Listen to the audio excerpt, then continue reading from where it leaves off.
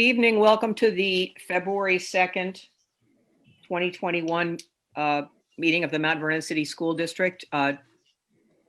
Happy Groundhog Day. Mr. McCormick, could you please call the roll? Trustee Red, Trustee Turnquist, Trustee Crump, Trustee Mitchell, Present. Trustee Patterson, Present. Trustee McOwen, Present. Trustee White, Present. Trustee Saunders, Present. Trustee Miller. Present. A quorum is present. Great. Do we have any communications from the public this evening? We have one communication. Robert D. Jones, school parent and district employee residing at 90 Rockledge Avenue, Mount Vernon, New York. This is a second follow-up on the public comments made by me, as well as by the Mount Vernon Federation of Teachers at the January 5th board meeting regarding the sudden rescission of accommodations to work from home for a handful of staff.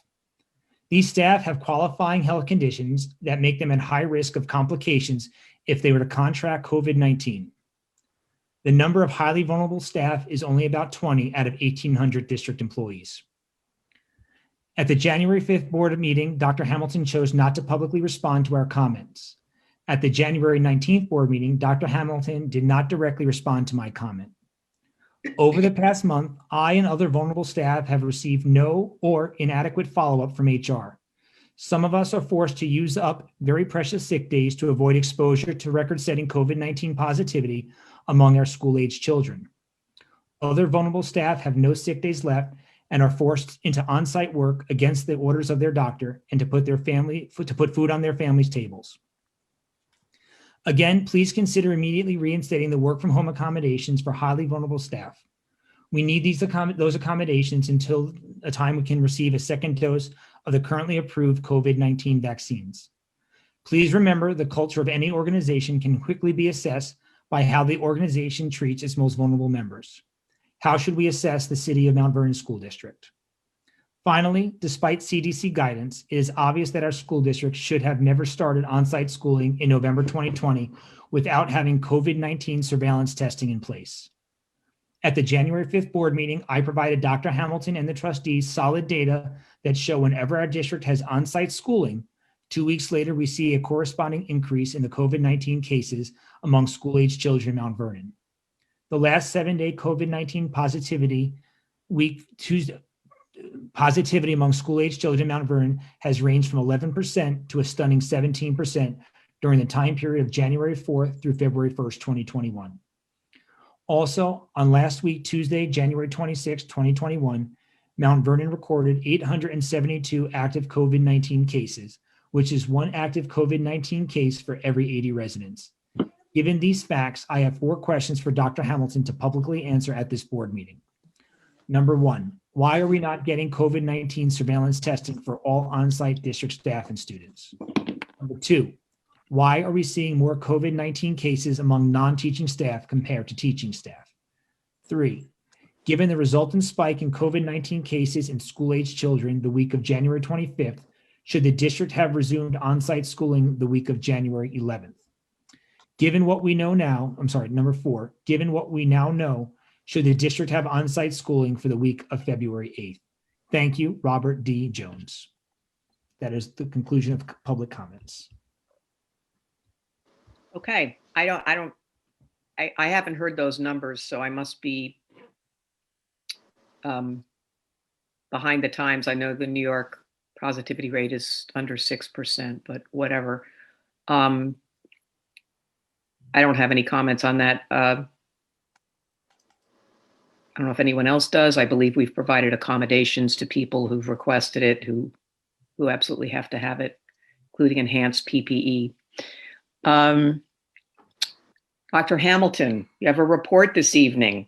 I do, Madam President. If you can just bear with me, I have a pretty detailed report this evening, but having some technical difficulty. So if you will just for a moment. Or would you like me to start with committee reports? Or that would be great. Okay, Thank you. Why don't we do that? Does anyone have a committee report? Not necessarily a committee report. But a report? Well, we were supposed to have the guidance council meeting yesterday, but we didn't have school, so I believe Ms. Smith is going to reschedule that. But I'll wait till we have a roundtable to discuss some questions I have. So I won't do a report now. I'll wait for others to report. Okay. Mame, do you have a report? A comment? It's something short. So a couple of months ago, I was asked to join something for the UN that it's basically students helping their districts to make the teachers more open to change. So we're like creating a presentation, and it's a summit, and we just found the name. It's called Students for Equitable Education. And my group specifically is about Black Lives Matter. And hopefully we can bring this to Mount Vernon in the next coming months. So we're basically creating a presentation about things that we think teachers should talk more about in classes, or how we think that the curriculum should be changed, or how it should help students to understand their culture better. So there are things like representation in media, teaching about the oppressed and not the oppressor, and things like that. So I just wanted to let you guys know that we're working on it, and hopefully we can bring that to Mount Vernon soon. That's exciting. How many different schools, school representatives are there? Nationwide. So there are 2 representatives from Mount Vernon, me and another student, Naija. And we're working with, I think the people in my group are from Ohio. So it's a nationwide thing. We're all working for this summit, and hopefully we can spread it to schools across the country. Oh, that's fantastic. We look forward to seeing the presentation. That'd be wonderful. Thanks, Mame. Thank you, Mike. That is exciting. Right, somebody else got a committee report? Come on now. Melissa. I do. So 2 things. One is we met with the insurance folks about our renewal, and it is looking a little more positive. So that's exciting for next year's budget. Additionally, the budget committee met. We reviewed our cash flow report extensively. And as we said last meeting, if assuming everything works the way we're hoping it works, we should be fine for this year. But we also reviewed taxes that have come in so far. And again, thus far, assuming all the assumptions that we have in place, everything should be okay for this year.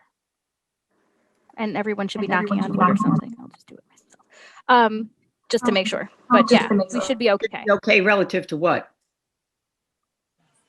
Relative to, with the $16 million outstanding from the city, that could create a budget crunch later in the year, especially if the state comes down with their cuts that they've threatened to cut, although we have not seen that as of yet. There's a few dueling issues at the same time. Right. So taxes are coming in a reasonable way, as Yes. expected. That's great. I think That's as expected. Good. No one else is nodding, so I don't know. Maybe I'm making it up. All right. Thanks. Thanks. Rick, did you have? Rick Oh, is no, a I was tax nodding for you. fan. Oh, great. That's why I was looking for a nod. I was nodding or- for you. Perfect. I Thank think you. every time you come online, you should be playing the Beatles song from Revolver, Taxman. There's still so many unknowns at the state and federal level. I mean, even if we didn't just have a presidential administration change, but even though, I mean, there's this year, obviously, for me and everybody else in America, has felt like the longest year ever. But in the scheme of state and federal taxation, 12 months is not a long time. Right. So there's a lot of these things have yet to work themselves out. I mean, just even the way people, it's hard, I know, for people to understand, but like even the way we get paid as a school district, right?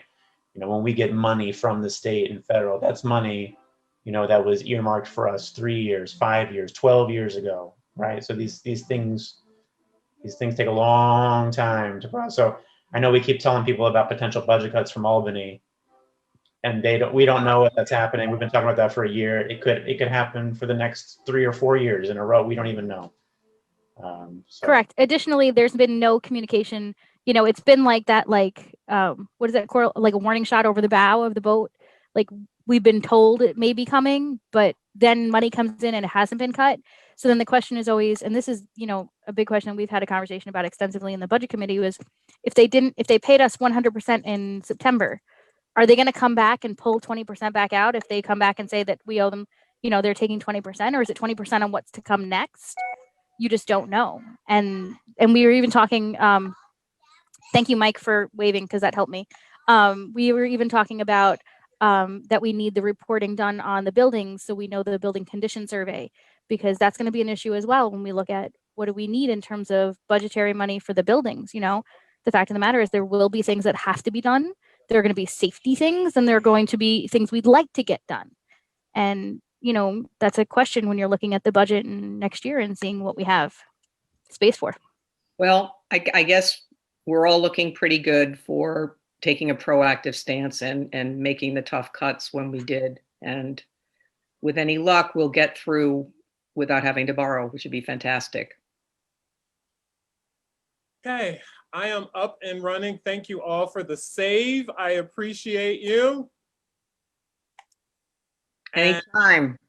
Yeah, so again, my apologies for what's happening here on my computer. I really don't quite know what happened. But in any event, good evening again, everyone. I do have a couple of things I'd like to share with you this evening. To begin, Parent Involvement Day is in its planning and implementation stages. We will have our annual Parent Involvement Day. Although the previous organizers have dismantled, the pioneers have set a great foundation for us to build upon. So the Office of School Improvement, in collaboration with the district PTA Council and the parent liaisons, will be organizing the day, and I'll share that agenda with you shortly. And I really want to thank the team, particularly the original organizers, those who I call the pioneers, for organizing this day, and our Office of School Improvement for their efforts to pull this off. So I want to just share the agenda with you for the day so that you can see. Rick, if you or Jeff can give me sharing rights.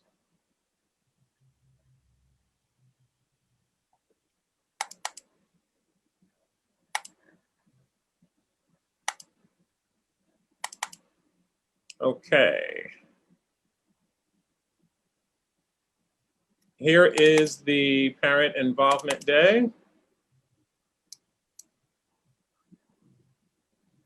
agenda. Please confirm it's up for me. Yes. Okay. So this is the second Monday of the month. It will begin, each school is hosting a Parent Involvement Day. We will, of course, be advertising and promoting this to get parents to join us. The principal will begin their virtual greetings with their school welcome. I will be doing a welcome as well on behalf of the district, and we'll go through a history of Parent Involvement Day in our community. And those founding members who will be able to join us will also be sharing a brief video clip. Then the day will move on to parent engagement presentation, and that's being done with our PTA councils and our parent liaisons. So this is a very elaborate, coordinated collaboration. And so I'm very pleased to see this come together. And then we will have a speaker who will speak to our parent group for about a half an hour. And then there will be school organized workshops, and these will be customized by school. And the areas that will be focused on include technology, visiting AVID, understanding AVID, looking at workshops around literacy, how parents can support the literacy efforts at home, and giving parents more information about our High School of Choice Night, which, by the way, was incredibly successful, and our College and Career Readiness Initiative. Then we will do a series of parent workshops, and this is tips to help our parents. We've been getting some requests for this. We've done 2 already. And we will continue to do that just to make sure we try to get to our entire universe so that our parents know how to support remote learning. We'll spend some time talking about trauma and how that impacts social emotional learning in our community. Our counselors will do a presentation along with our other support staff. And then, of course, we want to make sure that our parents who have very specific needs, again, students for parents of students who require English as a second language workshop, or parents who need support around managing students with special needs, understanding the process, things that they may be able to do at home to engage their students, academic power hour, and then, of course, extracurricular activities and offerings, which, by the way, came from our students. Our student advisory group has shared some clubs they would like to see us offer in our schools by way of extracurricular activities. So that has been incorporated in the school's presentations. Then there will be a break in the afternoon, kind of repeats itself with some interactive workshops, but we are going to switch over a little bit to some interactive programming around yoga, meditation. We do have some people on staff who are well-trained in yoga and meditation, particularly during COVID, and have been sharing those experiences with their colleagues. So we thought we'd offer to our parents as well, cooking demonstration and menu planning for the week. And of course, art, music, principals will close out. And then we'll have a screencast for our technology department. So we have a very full day for our Parents on Parent Involvement Day. So we're extremely excited about it. We've had tremendous success and participation. Of course, this is our first virtual one. So this will be a new experience for us, but I think it will be well worth it. And parents can jump in and out based on their availability as well. So if you can't commit to the whole day, commit to whatever parts of the day that you can. We'll make sure that we are able to accommodate you. So does each school have a separate link? How are the links being sent? I'm not sure how the links are going out on. Each school has its. Go ahead. Yes, each school have their separate link and they will send it to their parents. Okay, so there's a common program and then there's the specific program. Right. That's great. That's fantastic. I hope it. Yes, everything is uniform, because when you have everything uniform, everybody knows what everyone is doing. And that's why when the superintendent mentioned to me that we should get the parent liaisons together, we met and we talked about how uniform it's going to be. The principals are also involved and teachers in the buildings too. So it's a whole group effort that put this together as well. Wonderful. That's great. Will the links be uploaded on the district website for each school? That I was thinking of doing. I don't know. So what I will do, I'll collect it from everybody and let them send it to Rick and Mike Bieber. They can upload it. They're very good with that kind of stuff. Yeah, that'll be a great idea. For those who can't make it, they can see it later. Yes, but also that if they can't get to the school to get it, then they can also look on the website and see what their link is like. So I'll talk to Mike Bieber about that and Rick. Okay. Can we push school-specific calendar invitations through the app that have the Zoom link in it already? We should be able to do that, right? If people opted for a specific school, they would, I don't know. I'm not sure about One of the reasons we have the app. Site and figure out how best to customize the links. Right. I do know when we did our parent workshop before, parents wanted, it's very interesting. So it's needs vary. When we did our parent workshops before, parents wanted to be able to have a unified link and a unified presentation, because if they had kids in multiple schools, particularly parents who have children who have an IEP, they may not be in their neighborhood school where their sibling is. So we'll try to accommodate as many specialized requests as we can as we hear from our community. But we'll be advertising it and putting it out so that people will be able to get that information. The other thing I'd like to share with you on my report tonight is related to the sports update. Section 1 BOCES and all of the Department of Health offices in the region have officially given approval for winter sports to begin starting yesterday. There are some very unique guidelines that we have to follow in order to proceed safely. We have posted it on our website. There's a complete version of these guidelines, which follows the New York Department of Health Safety Plan template. These precautionary measures are mandatory for students who are participating in sports. Wearing of masks are required when not directly playing sports or in social distancing. Regular cleaning and COVID testing for our athletes, participant log and custodial cleaning logs are also required. So we have a system of accountability in place that the entire region is following. The initial player test is submitted to the health office as it relates to the COVID test in order to clear the athletes. And after that, regular temper checks and questionnaires are recorded by the district trainer. Sports beginning this past Monday includes boys swimming, boys and girls track, boys and girls basketball, and cheerleading. And the season will end in mid-March. And lastly, this is a decision that I kind of made unilaterally, frankly, after my conversation yesterday with the county medical director. Even though wrestling is cleared to go, I just think the nature of the sport and the amount of contact in the sport is not a safe thing in my estimation. And she concurred that although sports, wrestling is approved, I am not recommending that we proceed with wrestling at this time because of the nature of the sport. One other item, a couple of other items I'd like to share with you. First, let's get tomorrow out of the way. I already put out the robo, but I am not in Mount Vernon right now, so I'm relying on reports from my team regarding the conditions that are there.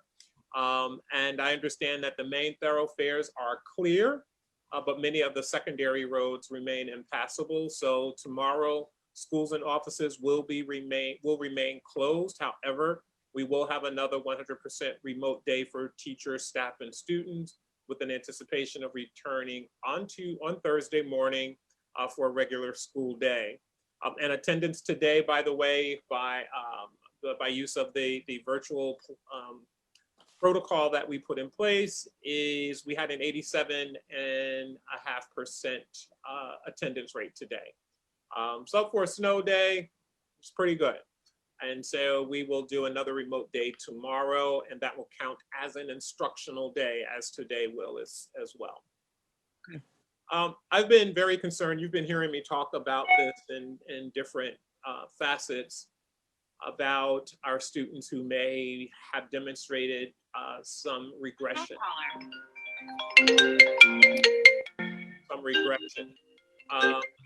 Over the district midwinter and spring recess, I am proposing and have developed in collaboration with members of the cabinet a MFR Institute that we're calling FAST. For those of you who are not familiar with MFR, it's our data management process, managing for results.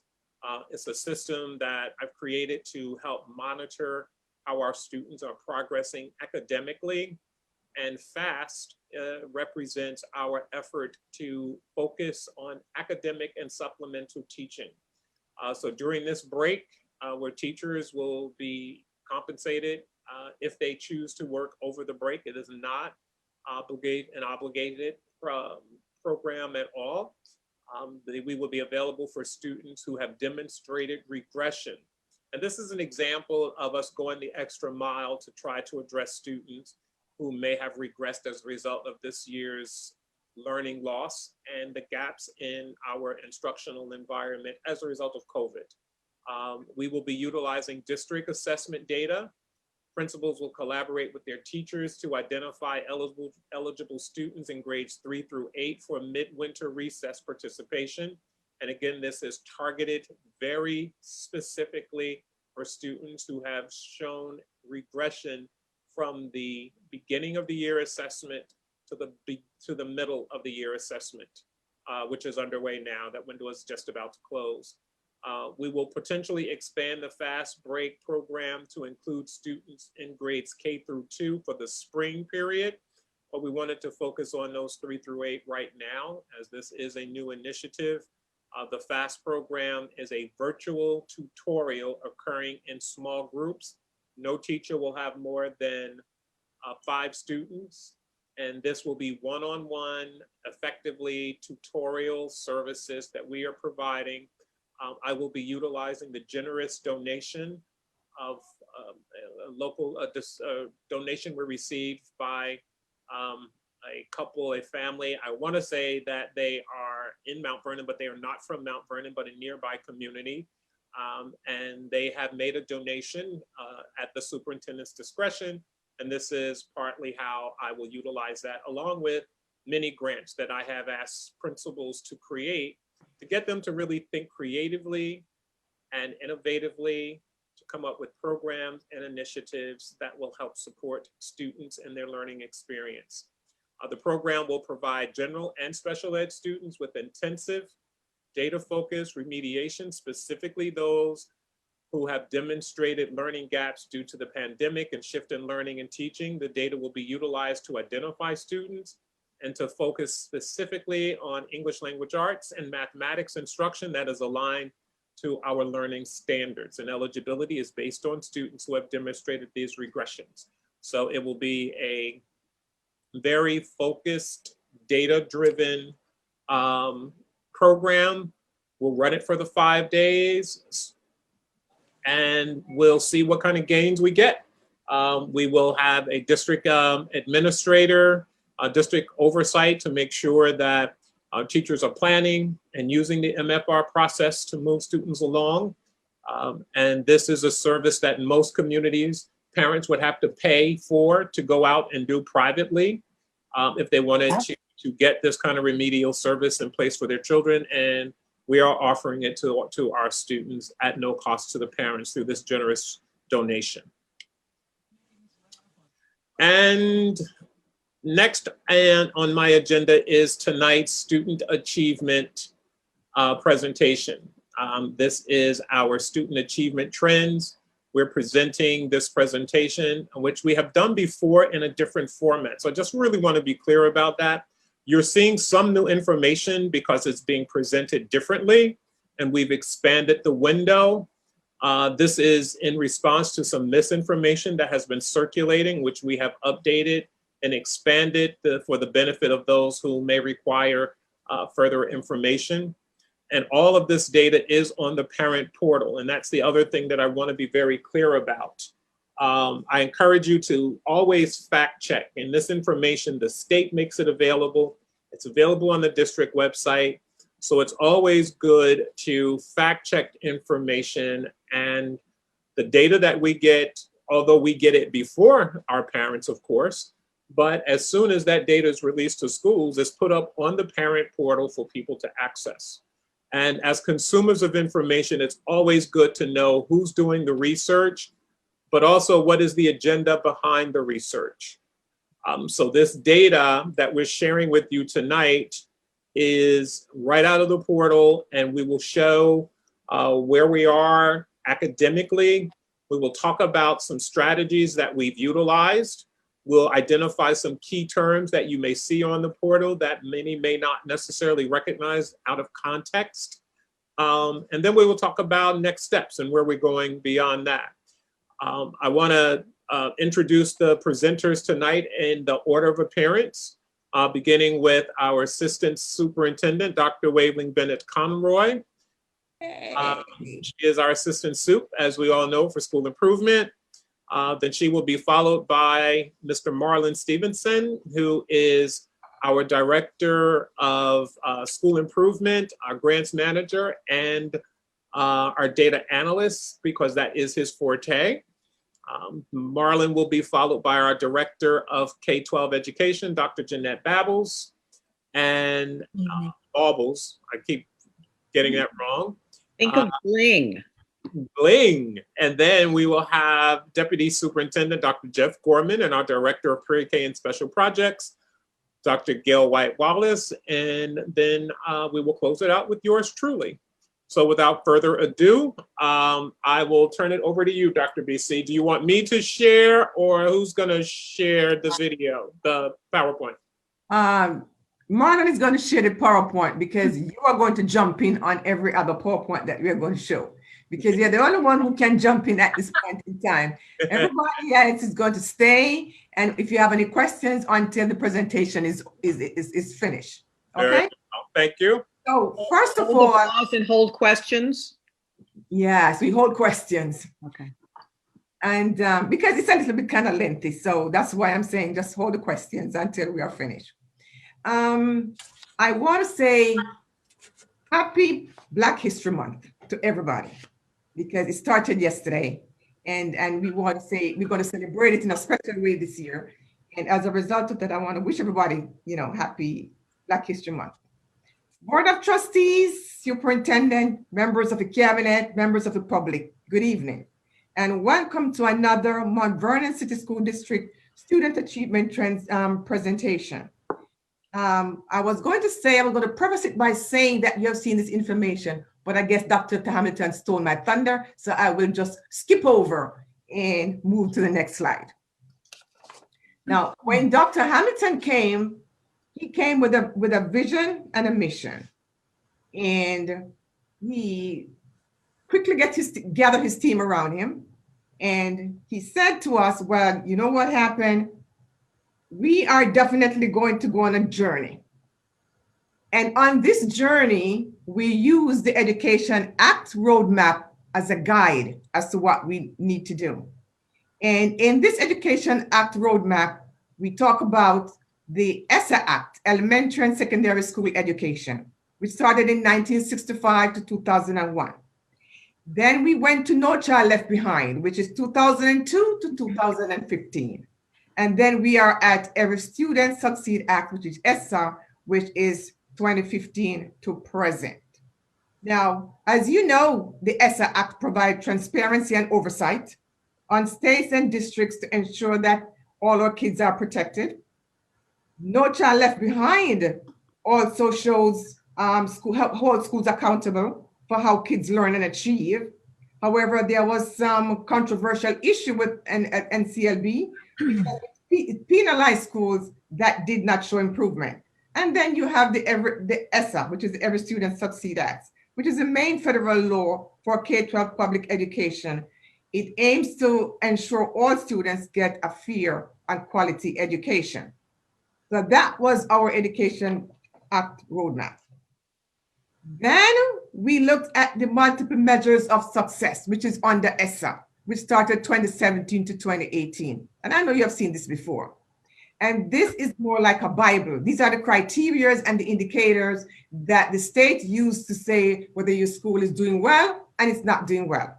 So they are such as student academic achievement, student growth, academic progress, graduation rate, English language proficiency, chronic absenteeism, college career and civic readiness. Now suspension rate will be added on 2021, and further down the road, you will have student preparedness for high school. Those are the criteria in which the state used to measure us. Now, designations. The old designations used to be reward school, good standing, focus school, priority school, receivership, and focus district. And I know a lot of you heard all these terms, receivership. It used to be one thing that everybody was afraid of receivership. Now we move over to recognition school, good standing, targeted support and improvement, TSI, comprehensive support and improvement, which is CSI, TD, which is targeted district, and then you have GSP TSI, which is a school in good standing, but potentially it could go over into TSI. And then you have a school in good standing, which could go over into a potential target, a district could go over into potential targeted district. So those are the new terms that we have to deal with. Now we come to the status of our schools. And this is a chart I always love to see. And I use it as a reminder every day because I've been here since I'm not going to say that, a very long time. And when you look at this map and see how much we have accomplished and how far we came, you know, it's a good feeling, and everybody should feel good about it. 2015 to 2016, we had like maybe 10 schools on the list, and now we have 6 schools that it moved from 6 to, if you look on the 2019-2020, everybody's in good standing except for Mount Vernon High School. Now, I must say about Mount Vernon High School, though, that this year, you know, kids graduated from Mount Vernon High School. So the state reviewed the data on that. And we found out that Mount Vernon High School, who used to have a number of 2s, is now a number of 3s, which means if it wasn't for the pandemic, Mount Vernon High School would definitely be off the list. So before you go on, let me jump in real quick. I want to just point out something which we'll be elaborating on when we get to our balanced literacy initiative. If you look at Edward Williams School, you will note that it was a focus school, and the progression from focus to TSI is focus, priority, etc., etc. Edward Williams went from priority right to good standing. And we'll talk about the pilot that we did at Edward Williams School around balanced literacy that we attribute to that leap over that previous designation and how they caught up with the other schools. Okay, sorry, BC. No, that's okay. I told you you have the authority and the right to jump in. Okay. Well, thank you so much. So that's good. And the next slide, Marlon. So when you look at this state report cards here, though, this is 2 links here that parents and anybody in the community should really take a good look at. And this creates transparency. And I'm going to tell you why. The first one link says that you go to the state report cards, you put in district search, Mount Vernon City School District, and the school search, tap the name of your school. Anybody in the district can do that. The second one has a parent dashboard where any parent can go to this link and put their school name in and the school district, and you can look up for your school. And the reason why I said that this is important because, and this is new, by the way, the state has been doing it. It's not only New York State. This is coming from the federal government that all district has to do this. This shows transparency that to ensure that normally we have a school on one side getting more than a school on the other side. This shows transparency all throughout. And this would also quell all the misinformation that people put out there about our school district and said that it's not doing well. If you really take a hard look and you look at this for yourself, you will realize that it's just misinformation. And you know what misinformation does? It creates chaos. So in order not to create chaos, and for you, parents and stakeholders out there, just go on the website and look for yourself. Log in, get the links, and you don't have to listen to anybody telling you anything. This is what it is. Okay, thank you. So now I'm going to hand over to Mr. Stevenson. He's going to show you and talk to you about Mount Vernon district performance over the past 10 years. So with that being said, Marlon, please take it away. Hi, everyone. Good evening and welcome. My name is Marlon Stevenson, and I've recently been hired by Mount Vernon City School District in December. So this first chart takes a look at the proficiency rates in ELA from grades 3 to... I'm sorry, did someone... Okay, so proficiency in ELA from grades 3 to 8. As you can see, if you look at the years 2010, 11, and 12, Mount Vernon's performance was above 40% in proficiency, and the state was above 50%. As you can see, there's a huge drop between the years 2012 and 2013, and that's attributable to the fact that the district starting testing students in ELA math and they align the tests to the Common Core learning standards. So in 2012, you can see the huge decline of 25 percentage points from 41 to 16. And then you can see from the state percentage drop of a 15 percentage drop from 55 to 31. So we have this just shows the I'm sorry, I'm getting confused here. Sorry about that. So this percentage drop from 16 to 36 is a 20 percentage gain over the years from 2023 to 2019. And the state had a 14 percentage point increase from 2013, 31 percentage to 45%. So over this time period, we look at it and we can see that the district outperformed the state by 6 percentage points and closed the gap, the percentage gap between these two for this year to 9 points at the end of 2019.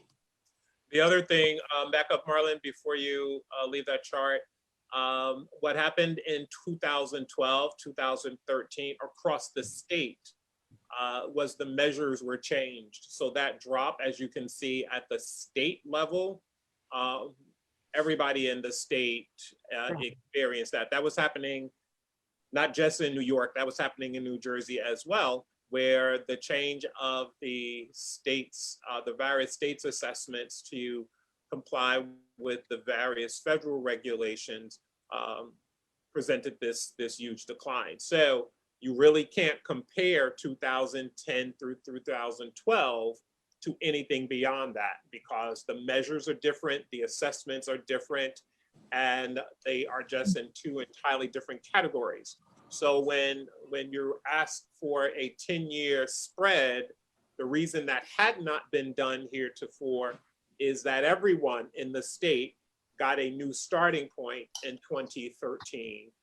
So it made no sense to do that comparison because the measures and standards were entirely different. Right. Deliberately by the state. Okay, Thank you, Dr. Hamilton. thank you. For math, we, again, due to the change to Common Core aligned exams, we see a similar behavior in the percentage drop between the 2012 and 13 school years in math as we did in ELA. The district declined 35 percentage points to 12% proficiency, and New York State dropped 34 percentage points to 31% proficiency in 2013. Even though there was a huge drop, there was an 18 percentage point difference between the district and the state in 2012 compared to the 19 percentage point difference between the two in 2013. The district achieved a 22 percentage point increase between 2013 and 2019, while New York State had a 16 percentage point increase over the same period. This shows that the district also outperformed New York State over this period by 6 percentage points to close the 19 percentage point difference between the district and the state in 2013 to a 13 percentage point difference in 2019. For the district's cumulative graduation rate, over the last 10 years, the district experienced a 9.2 percentage point increase in graduation rate from 60.9% to 70.1%. The 2014 to 2016 school years represent the first administration of the Regent exams in ELA that are aligned to the Common Core learning standards. And during this period, we experienced the lowest graduation rate in this period, graduation rate of 57.7 percentage point. And from here, we experienced a 12.4 percentage point increase to the 70.1 we have in 2019. This final slide that I'm presenting shows the graduation rate by high school. And if you look at it, you can see that Thornton/Denzel High School is the top performer of the district in terms of graduation rates. Then there's the Mount Vernon High School, and then there's Mandela. Now, Mandela has been closed. The Mandela High School has been closed and reopened as an elementary school. And we anticipate that these graduation rates will go up with the inclusion of Mount Vernon STEAM School that we expect to perform similarly to that of Thornton High School. So we expect a boost in graduation rates going forward. Now I'll pass it over to Dr. Bobbles. Thank you, Marlon. And good evening to everyone. It is truly an honor, having recently transitioned to my role as Director of Education K-12 for Mount Vernon City School District, to really know that I have joined a school district that has so many incredibly positive and wonderful opportunities already in place for the students we serve. With that, you'll notice that several are listed on this first of two slides that I'll be talking about tonight. In terms of our pathway to success, the very first item here is hugely instrumental because it creates the foundation for everything that follows. Under the leadership of Dr. Gail White-Wallace, who will be sharing more about this particular topic on one of our slides further along in tonight's presentation, there are certain things that I want to highlight here. The first is that this is a full day program. And the second is that multiple content areas are represented with respect to the instruction that the students receive: English language arts, mathematics, science, and social studies. Again, a full day program, which makes such an unbelievable difference for students' first school experience. Many public and private school settings, as we well know, only offer a half-day program. Again, ours here in Mount Vernon is full day. At the other end of the trajectory for our students who are beginning their transition to 9th through 12th grades, we have an incredible opportunity whereby students can personalize their pathway based on their specific interests while in school and certainly beyond school upon graduation. Dr. Hamilton had noted in his beginning report tonight, we had a very successful high school choice evening. We're anticipating ballots coming in over and over until we're at the point where we have everybody placed most appropriately. Students have an opportunity to pursue the arts at Denzel Washington, or attend the STEAM Academy, or attend Mount Vernon High School programs, two of which I'll highlight here tonight: Career Technical Education and the International Baccalaureate Diploma program. In thinking about the IB program, please note how very prestigious this is. The program itself is not offered, albeit throughout the world, to too many public high school students. It was initially designed to serve children of diplomats. We at Mount Vernon High School offer both standard and higher level courses for IB students, and those courses represent multiple course groups in terms of content areas. In terms of the actual rigor for IB, just to put it in perspective, a culminating project to receive the diploma is a 4,000-word essay. Just think about that for a moment. That's quite a lot in terms of the rigor that is expected through, again, this most prestigious program offered at our very own Mount Vernon High School. In addition to IB, the AVID program, we can proudly announce, is implemented in 9 of our schools, one of which, Columbus School, is being featured in a showcase in March of 2021. One of the many key pieces of AVID, which stands for Advancement via Individual Determination, is college readiness. And some of the strategies that have really been focal points for AVID and its related successes is the acronym that we often hear, WICR: writing, inquiry, collaboration, organization, and reading. The next item that you see listed here is STEM programming. And when we really focus on K-8, one of the particular programs we're most pleased to offer students for those grade levels is our very own Discovery Education STEM Connect. This provides our students in these particular grades with the opportunity to address design thinking challenges that are real world. Just by way of quick example, this might include identifying a plan to redesign the George Washington Bridge and to provide the means by which to accomplish that. Lastly, on this specific slide, before we transition, addressing the digital divide. Certainly the pandemic has put this as a priority for us, albeit certainly prior to the pandemic, quite a few instructional technologies had already been put in place in the Mount Vernon City School District. In tandem with Schoology, there are a number of programs with very rich digital resources, which I'll speak to in the next slide, having to do with English language arts, mathematics, science, and social studies. We've also put in place Nearpod, Padlet, Seesaw, some other applications which truly support students by accommodating both the hybrid and remote learning environments. On this next slide, what's important to note is what's listed first. One of the chief tasks that Dr. Hamilton and Dr. Gorman completed or conducted in terms of their transition to their roles was conducting an efficacy study to ultimately determine if the programs that were in place at the time in the district for English language arts, mathematics, science, and social studies were eliciting the desired student results with respect to thinking about data-driven instruction and student achievement, which was referenced earlier through the MFR process.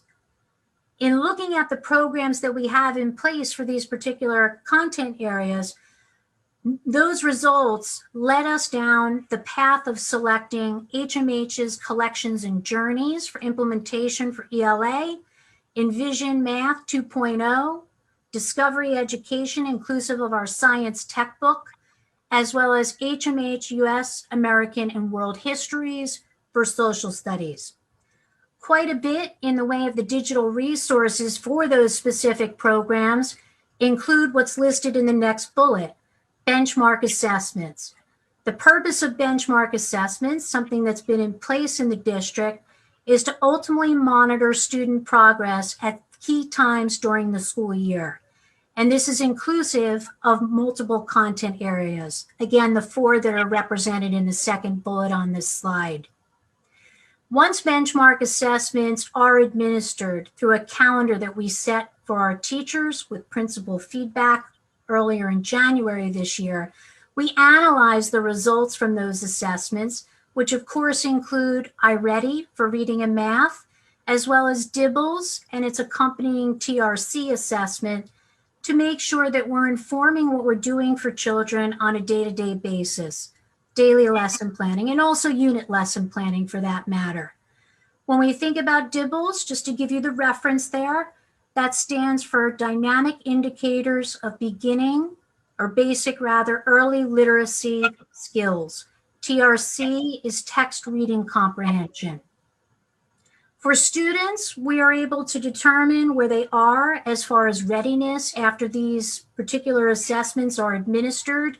For those students who are not at grade level, we look to our response to intervention system that was put in place a number of years ago. The actual manual for RTI for our district is posted to the website, and it includes information regarding universal screening and progress monitoring, which are 2 key components to ensuring that we are really providing students with the appropriate supports that they need if they're not on grade level, in particular for Tier 2 and Tier 3. One of the incredibly positive pieces I referenced earlier has to do with RTI and the fact that a number of years ago, we were able to revise the master schedules for our schools and embed an intervention period so that students who needed those supports, who are not on grade level for ELA and or math, would be able to receive small group intervention instruction on a routine and regular basis within the school day itself. Of course, small group instruction, inclusive of intervention and beyond intervention for students who are even presenting at grade level, is something we continue to emphasize and focus on. The idea behind small group instruction across content areas is essentially to ensure that we are engaging students based on their particular readiness level, which is flexible throughout the course of the year and across content areas. The final item on here is something that was referenced by Dr. Hamilton earlier tonight in his report. We're extremely excited at about this new initiative for midwinter recess. The instruction that will be provided to students who have demonstrated regression for ELA and or mathematics. We're really hopeful that the students who are invited to participate will, so that they can receive that focused academic and supplemental teaching to bring them back up to ultimately where we would like to see them. Again, it's an honor to have started working here with everyone. I'm tremendously excited and thrilled about the prospect of continuing to build from where we are. With that, Marlon, we're ready for the next slide.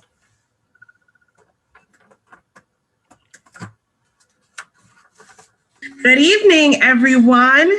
Thank you so much, Dr. Bobbles, for beginning to highlight the work that we're doing in the Universal Pre-Kindergarten Department and how we're carrying through with that work all the way to high school. So Universal Pre-K, we might be the beginners, but we are the most fun and innovative of all the programs that are implemented in the district. We began the 2020 vision looking at our data and dedicating our resources to our most youngest learners. And with that, the board, Dr. Hamilton, and the team decided to implement full-day universal pre-K for all students in the universe who were eligible in the city of Mount Vernon. Not only did we provide full-day general education, we provided full-day special education, as well as extended day programs in our community-based organizations that provide parents who need additional support with early drop-off and late evening pickup. In addition to our implemented program, we looked at the end game in mind, which is the basis of MFR. We looked at what do students in the kindergarten need to be ready? And we looked at what the goals were for students exiting our district in the 12th grade. We scrutinized, we looked at the data, we looked at our community, and we developed a well-rounded, holistic approach to educating our pre-K students. Not only do we do math, science, social studies, and ELA, we engage students in project-based learning at the age of 4. Students are learning coding, as well as a variety of computer applications in pre-K. We have provided standards-based instruction and have moved to the next-gen standards, one of the first districts ever to implement fully the next-gen standards in the pre-K grade level. Not only are academics important, but with our dedication to the community and the needs of our students and family, we have done something that no other pre-K public district has ever done. We have employed 2 full-time social workers, as well as support staff, to support our parents and our students with physiological needs, helps with referral, housing needs, food needs, as well as any mental counseling and parenting support needed in the pre-K department. And I think that is our biggest achievement. Next goal. Next slide, thank you. So with all of these resources pooled into our smallest, but of course the cutest scholars, what does the data show? Well, what you're looking at here is a chart of our students who started in our first cohort of full-day pre-kindergarten. These students began at Mount Vernon High School, a place that was designated for students who are in high school who had children, to support them till they are finished and graduate. We reimagined that space with a lot of love and care to provide our 54 students with full-day pre-K as our pilot and trial. We traveled with these students who are now in the 3rd grade, I can't believe that, to see that these students have outperformed students who did not engage in full-day pre-K by leaps and bounds. If you look at our kindergarten data, we have 33% of those students above grade level, 48.8% meeting benchmark. Next slide, please. Skipping to 2nd grade, 80% of those students have met benchmark versus the 60 non-full day students. And might I say, this is with the pilot. We have tweaked, adjusted, changed curricular, enhanced, and provided everything to match our K-12 colleagues to make our program even better. So I am going to be so excited at the end of this year to show how students in following cohorts are doing next to their classmates who did not attend full day pre-K. We can toot our horns, we can do a little dance, and I say we can shimmy because pre-K is putting us on the map. Thank you, everyone. All right. Thank you, Dr. Gay Wallace. Dr. Hamilton, this is your baby, balanced literacy. Do you want to take this on? Because this is... Why not? So I've done, as you know, you've heard me talk a lot about it. I've done a lot of research around Lucy Calkins, studied at Columbia, took training at Columbia, and have been really pushing a balanced literacy initiative in the district, a fully implemented balanced literacy initiative. So that began with looking at our schedule and determining that we needed to revamp our elementary schedule so that students had an uninterrupted literacy block that was divided into certain components surrounding balanced literacy. That included readers workshop, writers workshop, running records, small group instruction, etc. So the Balanced Literacy Initiative is designed to assist schools to develop increase in writing and reading competencies. The first pilot was at Edward Williams School, where we fully implemented and put resources. That goes back to the slide that we referenced earlier about how they went from a focus school right to a school in good standing, whereas the natural progression would have been focus, priority, and then good standing.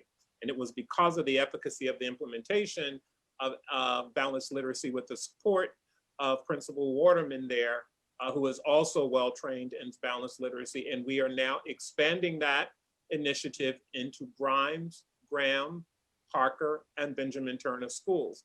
Of course, we will go district-wide, but it's very systematic and strategic. And I'm going to talk a little more about that when we get to our final slide.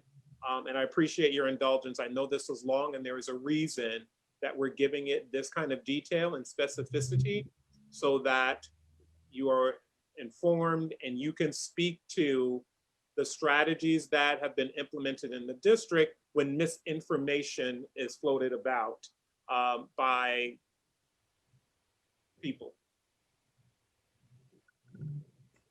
Okay, and bear with us a few more minutes. We are going to look at some more strategies that the district is using. And we chose these topics because they're aligned with the SL multiple measures of success. So we look at academic support, and we have under academic support, we have the academic power hour after school programs in all buildings. We have Regents Prep and credit recovery. We have the Sundown program, which by the way is doing very well. We have the summer academic and STEAM camps from K through 8, summer Regents Preps for high schools.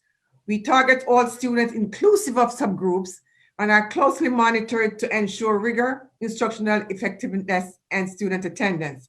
And we also increase the number of students who receive AIS, Academic Intervention Services. We also look at the funding, grant funding, and we provide all schools with equitable distribution of grant funds to strategize interventions and programs that led to increase in students' academic performance. We also secure more grant opportunities for the district in order to grow funding source for the school improvement interventional programs. And, you know, we have other things like Title I, Title II, Title III, Title IV, Title V. We have universal pre-K grants. We have My Brother's Keeper grants. We have so many other grants that as you can see. I'm not going to name them because in the interest of time, but we have quite a few grants that are helping us out now to provide these services. Then we skip to the professional development. We provide intensive teacher training in guided reading and balanced literacy. And that's what Dr. Hamilton just talked about, that we have balanced literacy in all our school, but we will be doing, most of the schools are doing like pockets of balanced literacy. So now his goal is to make sure it's embedded in the schedule, because as you know, kids supposed to be reading 40 minutes, independent reading 40 minutes a day. And according to the schedule, now we read like around 15 minutes. So that's why he's making all that change and is pushing for balanced literacy so hard. Then you have the analyzed data assessment surveys, in which we have critical conversations with the building principals around their school performance data. And it is so important that Dr. Hamilton and his team, we started out by having conversation with the principals about data. And the principal returned to their building and start having conversations with their teachers about data. The teachers having conversations with the parents and the students about data.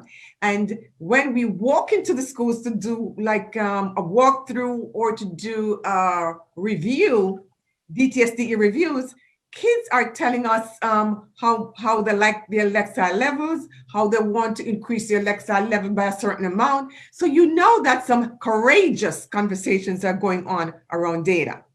So the second thing we do, we analyze student data on all levels: graduation rate, absenteeism, suspension. It's not just about scores. It's about all these other things that are embedded in the whole program. And we conduct the DTSDE reviews, and this we share with the principals. It's called technical support, really. It's not a got you moment where we talk to the principals about what we observe, what we see, because we interview parents, we interview kids, we interview teachers about what's going on in the school. And we have those conversations and they make those adjustments. Then we move on to partnerships. And as you know, we have a lot of partnerships here in Mount Vernon, but I don't think we talk about them enough. But we do have partnerships. So when people are saying that, you know, we need this and we need that, we already have it. For example, we have the Mount Vernon Neighborhood Health Center. We have 2 health centers in our schools. We have Mount Vernon High School has a health center in there, and also Williams have a health center in there. And we are in partnership with them, and they will be providing, they're already providing family services, and they are going to provide COVID testing to our population, you know, once we hit, whether we are in the red zone or the yellow zone. However, they are also serving our kids in the community, whether they are in the red zone or the yellow zone. Whosoever wants it, once they call the Mount Vernon Neighborhood Health Center, they are open to help these kids to get their testing. Then you have the Mount Vernon Police Department.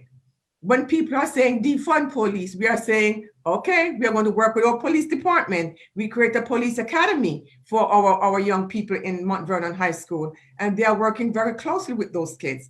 Even online, virtually, they are trying to reach out to our kids to make sure and ensure that we are there for them, that they're there for them. So that's still going on. We also maximize district partnerships with our CBOs to enhance after school and Saturday offerings. We draw upon the talents of consultants. For example, Scholastic Education. They're talking about literacy material and leveled libraries. Just Inspire, writing data management. Reach is very, you know, with Dr. Monica George Fields, they talk about family and community engagement. Professional Development for Parent Liaisons, Literacy Coaching, Principal Leadership Academy. Lehman College, you have a Pipeline to College program. St. Rose College, you have the Principal Preparedness Program. Concordia, and you'll see in the bracket there have Iona College, because you know Concordia is closed, so Iona is going to take over. That will not affect our Smart Scholars program. You have Syracuse University, you have SUNY Farmingdale College, you have Fordham University, and with Mount Vernon City Youth Bureau. So all these are partners that we have, and more, you know, that we have in our community that we are working with. And family and community engagement. I can't tell you how big this is in our district. We have our parent liaisons, and I really want to give a shout out to the parent liaisons tonight, because they have been awesome. I just got off the phone with one at around 5 o'clock this afternoon, because she was out there working in the community with our kids and our families. So we have a new parent and family engagement policy that we work with Trustee McCowan on. Thank you, Trustee McCowan. And which put certain things into place that our parents can help our parents better. We have parents and guardians and student members on the SEP teams. We have the superintendent virtual parent learning modules that we do once a month, and you see how successful those are. We promote early literacy and learning readiness through the Mount Vernon basics. And I know that Trustee Saunders, you were there last week when we have one of those workshops, really. I mean, and you saw what we do. We are doing. We have family math nights and family ELA nights. Now we can't have those because of the COVID situation, but we are coming up with something totally different. We have the academic nights, region study skills and career readiness. We have the graduation 2021 focus on increasing high school average daily attendance. We have improved effectiveness for parent liaisons. We have workshops on and social emotional learning support.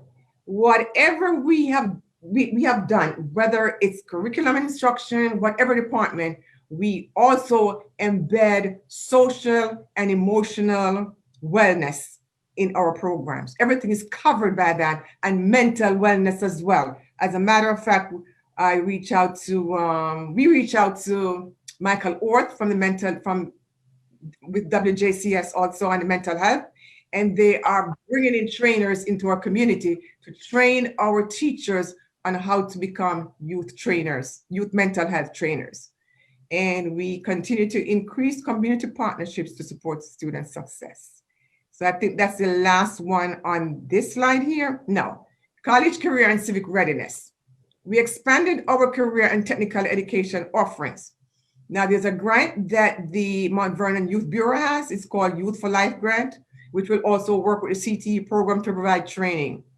We have through the Smart Scholars, which is the early college high school program in partnership with Concordia, and then it's going to be Iona. High school students are afforded the college experience, which they would spend some time on campus as well as in their classrooms.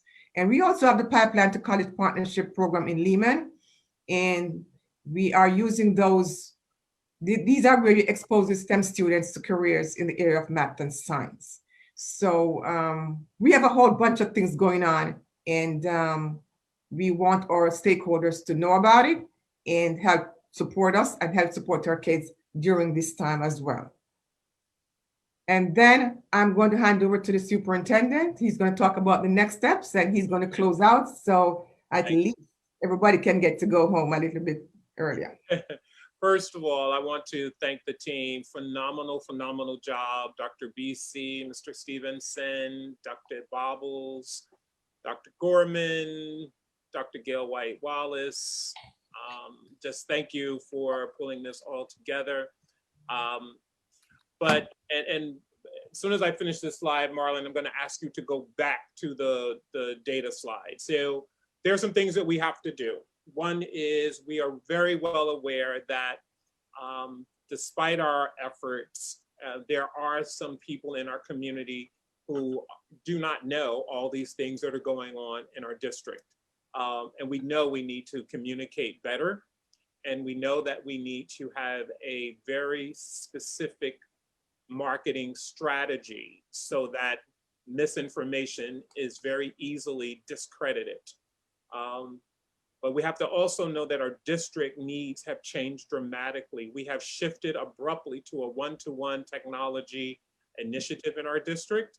And we've done so by bringing forth a curriculum that supports digital literacy. And when you think about how much time we had to do that, I think we've done it extraordinarily well. And as the superintendent, of course, I'm going to beat the drum. I'm going to talk about the great things that we're doing. But Marlon, if you will go back now to the bar graphs that we presented on our data, because I know at the end of the day, this is what people want to talk about, but you cannot have the conversation around student achievement without talking about strategies. The numbers mean nothing without a plan, without a vision, and without a strategic approach. So all this other stuff that we've been talking about, the bulleted list, the initiatives, the pre-K, the pilots, the balanced literacy rollout, it's part of a strategic plan. It's a plan that's reported in the superintendent's action plan, and it's a plan that's reflected in the district goals. These bar graphs represent where the district is. And of course, you look at it and you say, well, if 36% of our students are proficient, that means almost 70% or 64% of them are not. That is true. But when you go back and you look at the data back in 2010, 11, and 12, those boosts that closed that gap between the state and the district also represented students who were in the single digits, the vast majority. And there were some schools in the district that carried the bulk of the weight that got those scores where they were on assessments that were outdated, using standards that were outdated. Not my words, the state's words.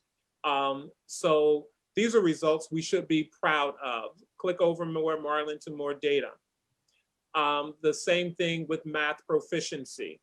When we saw where our children were performing in comparison to the state, what did we do? We took action. We rolled out Envisions. We brought in a new program and we gradually rolled it out with fidelity. Bringing in a program, buying two new textbooks, shifting programs mean nothing if it is not done with efficacy.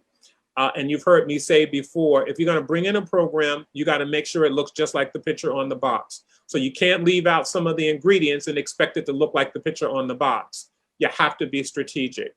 So in closing, I want to say a couple of things just about where we are as a district. I could not be more proud of what we are offering our kids and the experiences they have. Students like Mame, who represents her student body, who is a brilliantly articulated young woman, and the district is filled with those students. And yes, we do spend a lot of money to educate our children, more than many of our neighboring communities. But it's also because our communities have different needs. We have students who are so far behind, students whose families have circumstances and conditions that have made learning and achievement very challenging for them. So it is going to cost more to bring those children up to par. We have students with dire needs, and we have made every attempt to address those needs. So when you look at how much we spend, you have to look at transportation for students who are severely handicapped. Look at nurses that are assigned to our fragile students. Look at students who receive multiple layers of supports, and that drives up our cost. And I find it interesting that we get compared to other districts when it's convenient, but we don't get compared to other districts when we look at these kinds of trends. And be that as it may, we should also be cognizant of what we're doing and why. We have to close the gap between our students and neighboring communities. But there's another gap that we have to talk about. We have to redirect our efforts. There's a pipeline right now from public schools to prison. And if we don't make the investment in our children, we're going to make it someplace else. So if you want to really look at costs, the state spends $67,000 a year to incarcerate a child. And we have to reverse that pattern, and it's a lot bigger than Mount Vernon. It's an issue we really have to look at. So what has happened in this nation with race, relations, and inequities has had a profound impact on our children, and most of it will not manifest itself for about 2 years. In order for us to pay attention to what's happening as a result of COVID, we can remediate all day, and we can provide programs, and we are doing that because our children have some immediate needs, but we have to think about long-term needs. We have to think about when the real impact of COVID catches up with our kids, what are we going to do, and what will we have done in the interim by way of a strategic approach? And I'm going to close with this. I've been doing a lot of reading with COVID, and I just ran across a quote, and it was actually shared in another meeting I was in today, so it just happened to be apropos. And it's a quote by Malcolm X, and he says, when you live under stress, the first thing you have to do is get to the problem that causes that stress. Schools are not causing the stress. It just happens to be where it shows up. And I think that's where we need to be focusing our attention, and that's what we need to do. I thank you for your time and indulgence. We'll entertain any questions, and that concludes the superintendent's report. Great. Thank you so much, Dr. Hamilton and team. It was a great presentation. I really appreciated some of the explanations for us who are still lay people in terms of some of the lingo. I appreciated that. And it's very clear, I've known this for a number of years, but we are doing a tremendous amount of fantastic innovating and really doing a great job, I think, of meeting students where they are, which is what it's all about. So I think it's wonderful. And I would like to ask, I have a couple of questions, but I'd first like to turn it over to some of our other trustees and see if they have any questions they'd like to ask about the presentation. I have a question. Yes, ma'am. First, I just would like to thank everybody for that presentation. Thank you, Gail White Wallace, for the enthusiasm behind our younger grades. Our younger children are what you call roots, and then wings are older children. I have a question as in regards to the FAST break program, focus on focused academic and supplemental teaching. Who will be the person that is the administrator over that program? So we just put the posting out. We have not identified that person yet. So there is I received information from the union today, the administrators union, suggesting that the posting excludes the group. It does not. What it does is it tries to create an opportunity for some of our assistant principals who are aspiring principals. Hopefully some of those that are in the Aspiring Principals Institute will come forward. But it's not about taking jobs out of their union. It's about creating opportunities for other people who don't often get an opportunity to demonstrate their leadership by being an administrator over a program. So we don't know who that person will be because the posting is still open, nor do we know who our teachers will be. But we should know that information in the next day or so. Okay, thank you. I have another question.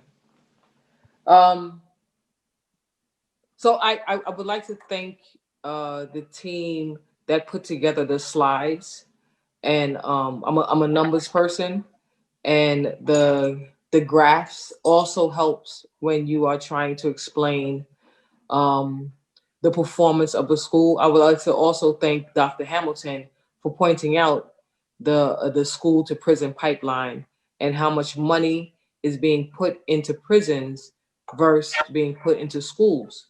But my question is, how do you measure schools right now, or how are you measuring schools right now? Because this is to help individuals who are watching, parents and community members of Mount Vernon, to understand how schools are measured based on the fact that state exams were suspended last school year, and if I'm not mistaken, is it suspended for this school year as well? Very It's likely. heading that way. Right. Okay. So it seems that way. So explain to, and the state exams that I'm talking about are the exams from 3 to 8, as well as Regents. I'm not really too much read up in regards to Regents, but if you could help us who are listening in regards to how the measurement is done. Great Thank question. you. My pleasure. Thank you for your comments, trustee. I'm gonna pass the mic to Dr. Babbles in a second, but we are using iReady. That is what we're using to identify how our children are doing for the FAST program. We're looking very specifically at regressions, but then principals also have some discretion. They know their kids best. There may be kids who have not demonstrated some regression, but principals may know, they may have inside information relative to where students are performing based on conversations with teachers, looking at their data in the MFR process. So that's one measure. The other measure is DIBELS and then district-made assessments. And we're making a huge shift to creating our own district measures that we use for both formative and summative information to help our principals and our teachers in the MF process.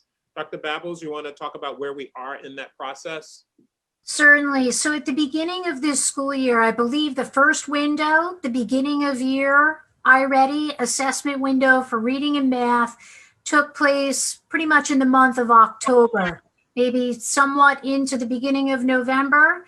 And essentially by Friday, February 5th, 3 days from today, the middle of year window for iReady will be closed. So those would be the 2 data points for each student that Dr. Hamilton is referencing when we think about the invitations for the Fast Break program for mid-February. In addition, at the end of this school year, very likely in May or June, or a combination of both of those months, the end of year assessment window will take place for iReady again for reading and math. So the idea for us with that particular set of assessments is to have 3 data points for each individual student who's been assessed, which shows a great deal in terms of progress over the course of any given school year. The rest of the district assessment calendar that includes assessments related to some of those programs that I referenced, whether it's Envision Math or it's social studies for AP, IB at Mount Vernon High School and whatnot, those will also be administered over the course of the 2nd and 3rd, as well as 4th marking periods. So the idea is to have multiple data points across all the grade levels to really have a clear understanding of where the kids started, where they are midway, and then certainly at the end of this school year, which I think is particularly important because we have to think about scheduling and course placements for next school year, right? That doesn't begin in June. That begins as we start to really take a close look at where students are right now. And Dr. Gail White-Wallace, you talk about some of our pre-K data, please. Absolutely. So our pre-K students, similar to our students in K and 1, engage in a diagnostic assessment 3 times a year. Our pre-K teachers and teaching assistants have really taken to heart what assessment looks like for a 3- and 4-year-old. In the beginning of the year, we have successfully screened every single student who has entered our pre-K doors in private sessions to measure their meaning of their developmental milestones. That is our first assessment. Second, we have then administered on a 1-on-1 basis the CLI Engage digital assessment, which assesses students' understanding of concept of print, math, English, ELA, science, and social studies. As we progress through the week, we engage students in small group instruction, and we use a teacher-created tool with our department, and we create anecdotal and checklists for our students twice a week, and this is completed by the teaching assistant and the teacher during small group instruction. And while we are online and distance learning and in-person learning, the teaching assistants write anecdotal and checklist notes during each of our major circle times that we engage with students daily. Right. You okay? So I thank you. I thank both of you for that. Just this one little thing. In regards to the Regents exams. Just sharing that I have been in schools that do not take the Regents exams. Instead, they are I think Dr. Babbles had talked about the essay writing and them defending a particular subject. So it's in the defending math, defending social studies, sciences, et cetera, and so forth. I'm wondering if we could talk about that, not now, but just start thinking about it, because I am not sure what's going to happen with the interruption of the New York State exams for the future. And so in that high level of writing will benefit our students here in Mount Vernon Public Schools. Trustee, I am a huge supporter of authentic assessments and letting students choose methodologies and modalities that best complement their ability to articulate and demonstrate proficiency through an integrated approach. And I am also a huge supporter of student-led conferences at our elementary level. So I am definitely open to that. It is a bold move to shift from regents. But I think as we look at district-made assessments, we will have to think about instruments that are available at the high school level to help augment how we formulate our assessments and ultimately determine students' readiness for graduation. I think what might be helpful for me to say, which is complementing what Dr. Hamilton just noted, those assessments that Dr. Hamilton is referencing would be in addition to the handful that are required now.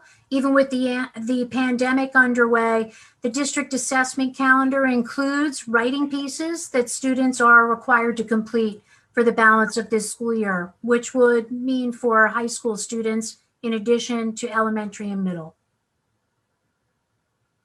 Great. Anyone else have? Trustee McOwen?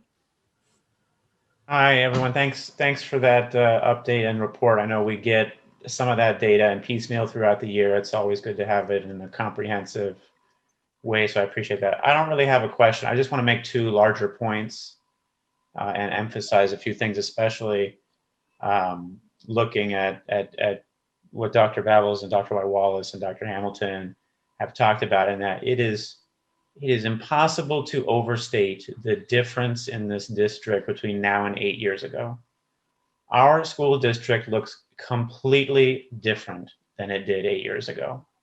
How we teach, how we administer equity between buildings, the high school program, pre-K that didn't even exist before. We have made humongous structural changes to how things work in this school district in a very short time.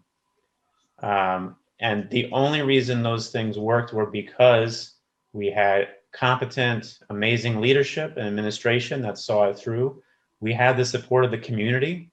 We polled them, we did the bond, we knew what they wanted, and we've been able to implement it. And because of those two things, we have community support, we have a good administration, we have had our amazing staff and teachers go along with it.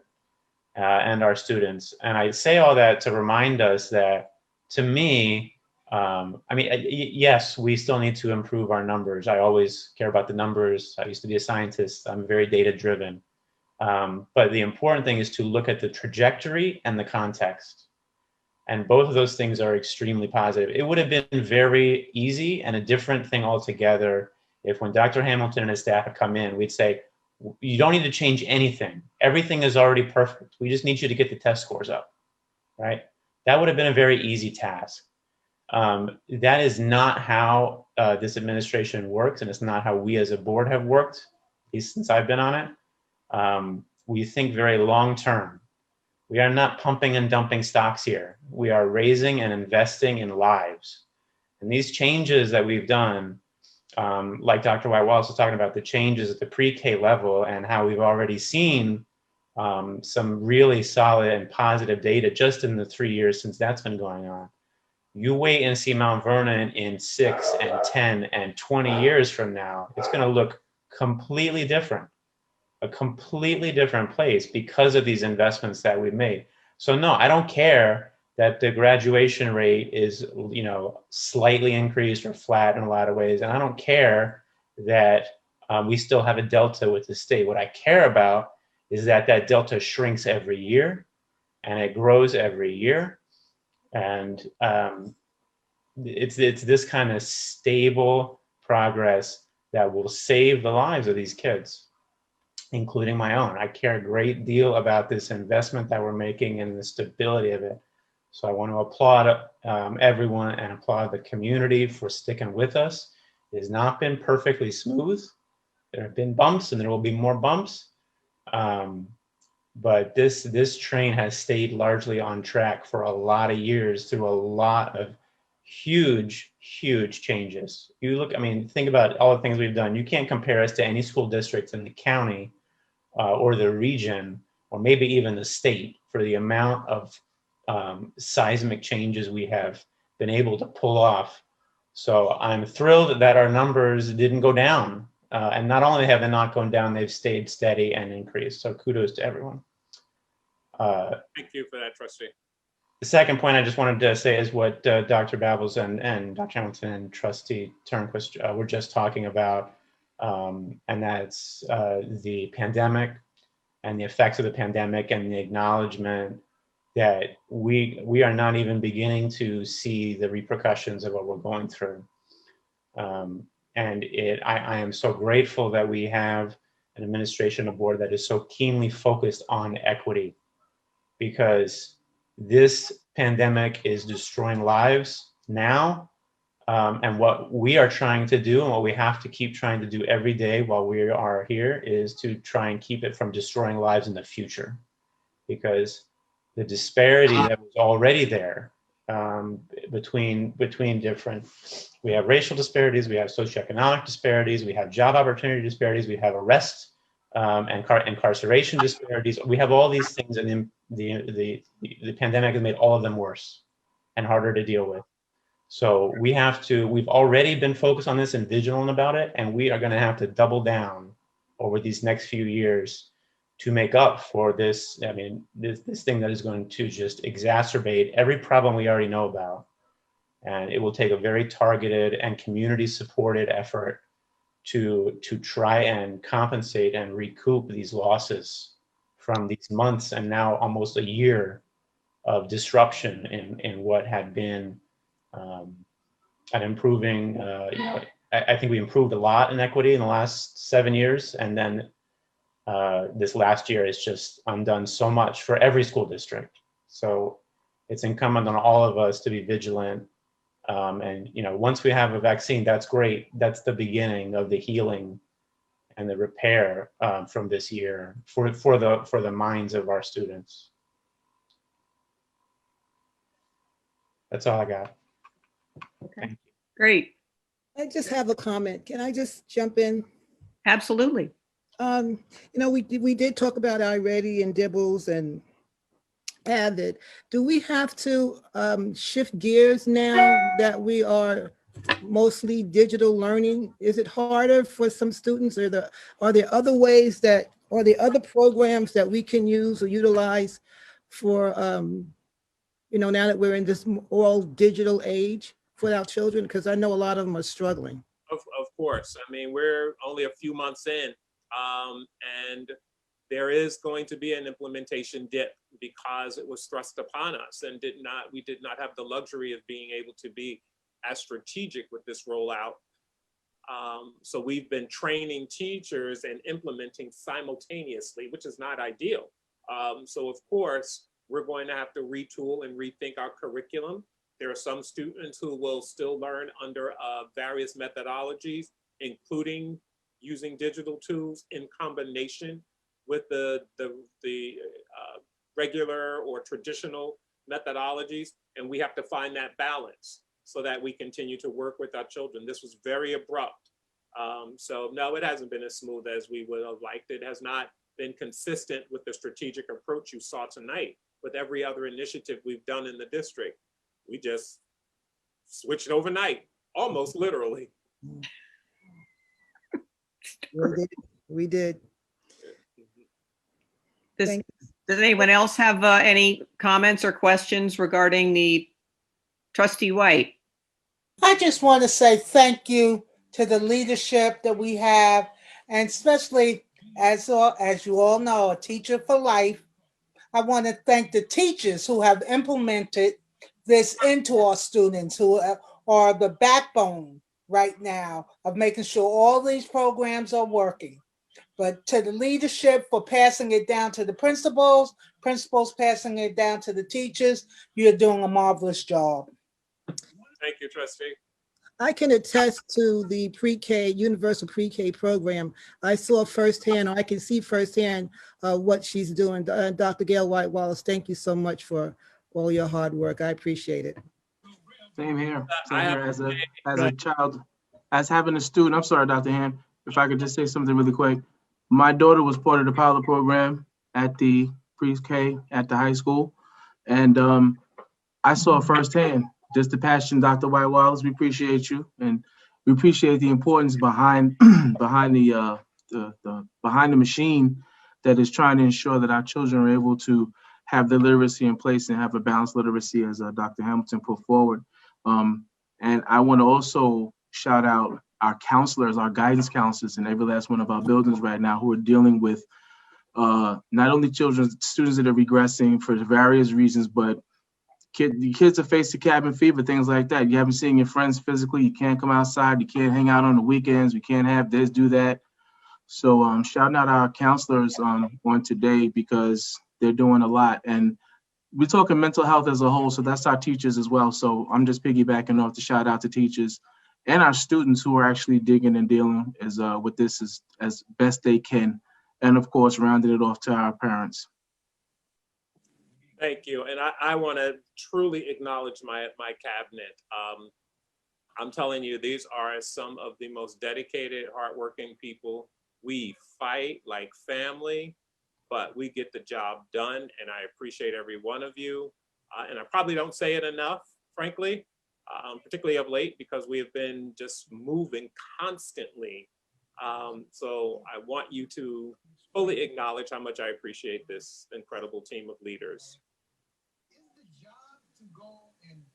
Anyone else? I would just like, I think everything has been said. I think that it's so heartening to see, as Trustee McOwen said, the trajectory and to see the fruits of the vision. Especially the pre-K is so incredibly exciting to see what a difference that's making for our youngsters. It just makes me feel just incredibly gratified. And I know it was a fight and a lot of work to get the program up and running, but I do appreciate it so very much because we've all said how committed we are to the youngest children, to give them the right start, the fair start that they need to be able to succeed as they climb the ladder in the education process. So I'm just incredibly gratified and appreciate what everyone has done in the cabinet. Gail White Wallace, I appreciate what you've done and the enthusiasm and the fight that you brought to this program to make sure it happened. And Dr. Bennett Conroy for all the work and the partnerships. I think looking at how we've innovated, looking at how we've pivoted, it's just been remarkable. And we'd all like everything to go faster, but frankly, I think the watchword really is fidelity and just getting ourselves on a level playing field within the district took a few years. And now, we're ready to have everyone soar. And it is unfortunate that we've gotten hit with this pandemic, but I know we'll survive because we've done a very, very good job of adapting. So not perfect, but way, way ahead of so many other organizations. And I would also districts. And I'd also like to say I very much appreciate the fact that the administration has put these socio-emotional supports in place for our students. I mean, they were in place before this happened, thank goodness. So there was already some relationship between our students and these care providers that are in the buildings, but it's ever so more important now. So I'm really appreciative that we got everyone in place ahead of time and we were able to sustain that support for our students. Madam President, one more thing, if I may, before you, I know you're ready to move on. I know you're such a time master. But I will say that. We're not going to break a record. I do want to fully acknowledge, as we have celebrated our accomplishments tonight, this is not about trying to sugarcoat our needs either.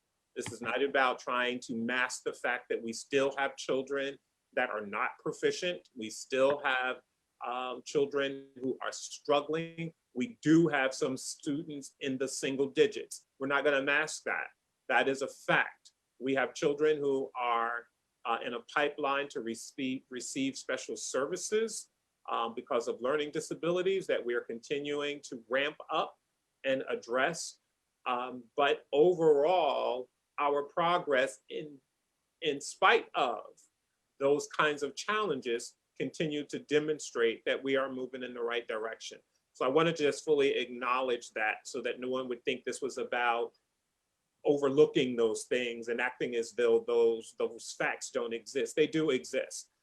We got to work on our graduation rate. We have to work on our literacy rate. We have to empower our parents to be partners in this process because we cannot do it alone. And we have to, again, be mindful that we are going to see the impact of COVID in the next 2 years. We have to start looking at that. So salute to everyone. Again, just wanted to put that out there so no one thought that, you know, we glossed over the fact that we're not at the top of the mountain. We still climbing. And salute to our school counselors. Today is School Counselors Week, Counseling Week, and I want to salute all of our school counselors as well. Now I'm done for sure. Thank you for indulging me. So I guess, Dr. Hamilton, do we want to go into executive session now or wait till? No, we have a pre-exec item. Oh, I'm sorry, Madam President, you have a trustee needing to be acknowledged? You make me sound so needy. I don't need to be acknowledged. Oh, Micah, we're here for you. No, I didn't feel like that, Micah. I don't want to come off the high of all the positive kudos, but I had a very mundane question from earlier in your report about the winter sports.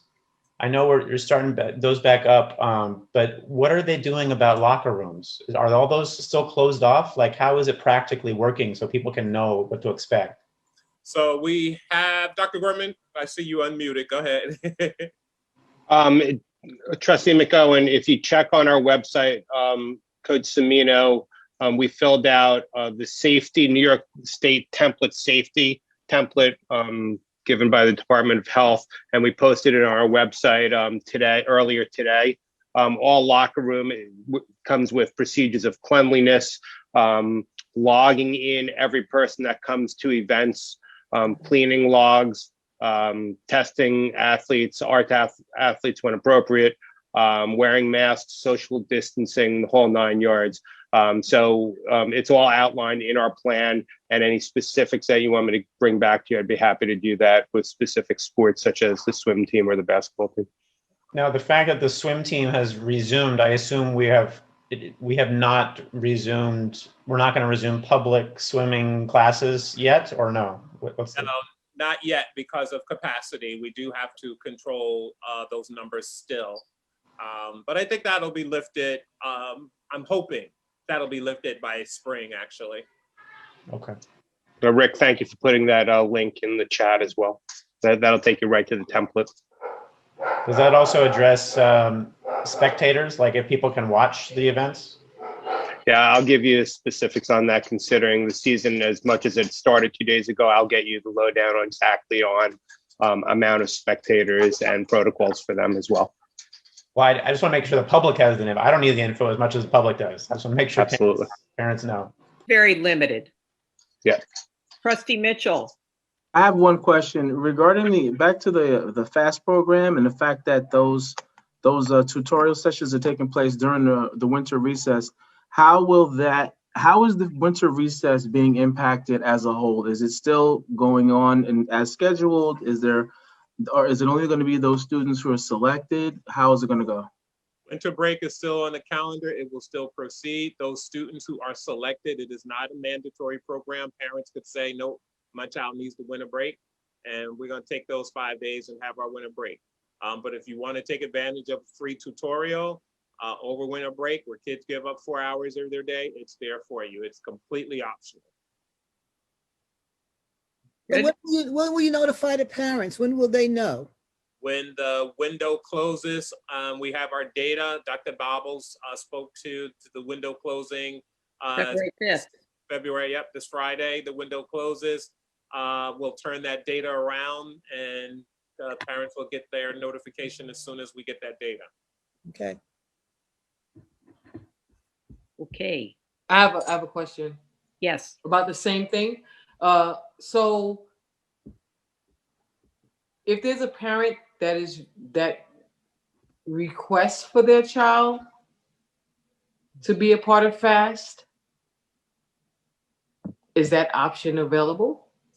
It depends on where they are and where they are in terms of their data, and the principal's recommendation can supersede that. So yes, a parent can make that request through the principal.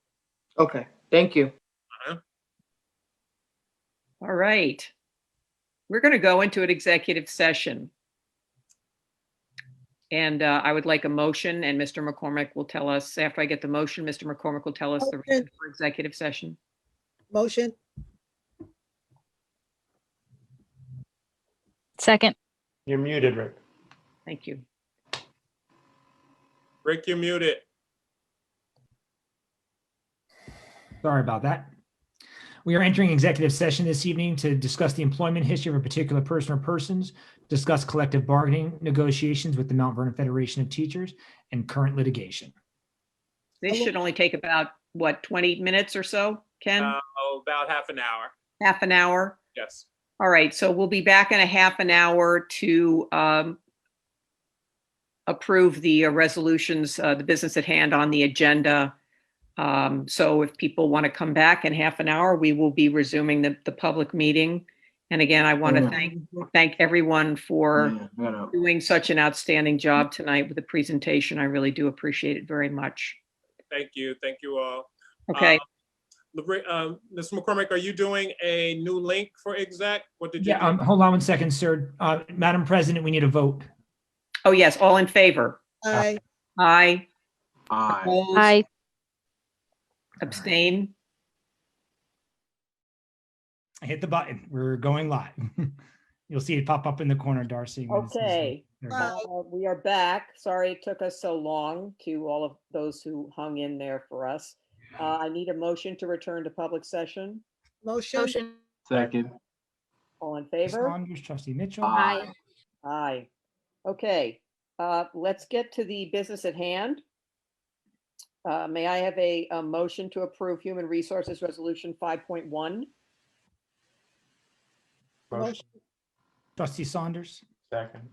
Trustee McOwen. Any questions? I just had one question. The basketball coach, is that a temporary thing? I didn't, what's the deal with that? And is that a temporary position? It's only for 3 months. Well, that was something that I think was left off before. Yes, that was left. That was a coach that was omitted from the original Right.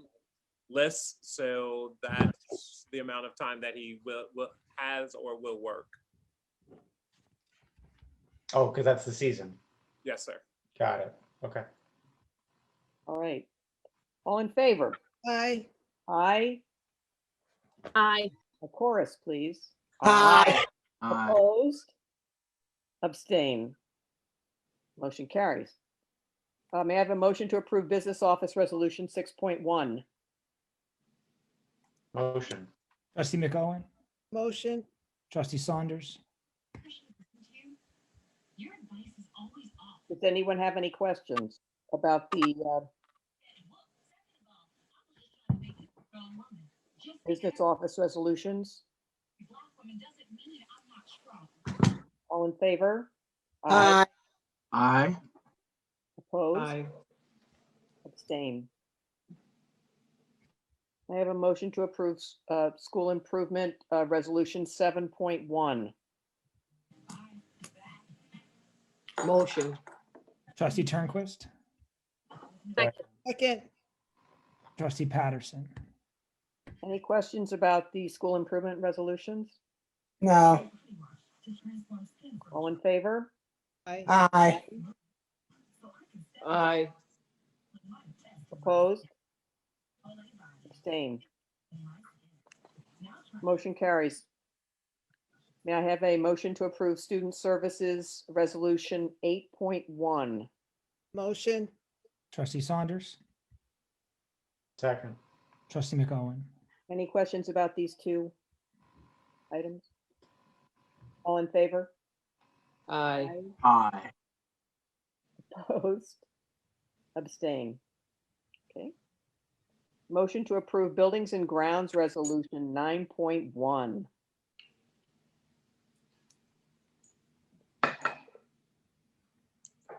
Motion. trustee Motion. Turnquist, trustee Patterson, Any questions about these two items? Renew the attachment for the renew change order for the flagpole, $14,000 for a flagpole. Mr. Policio? And it's, Hello, everybody. So I just had to get you here, Mike, that's all. it's okay. It's not a home flagpole. It's a commercial grade flagpole. It's 40 feet.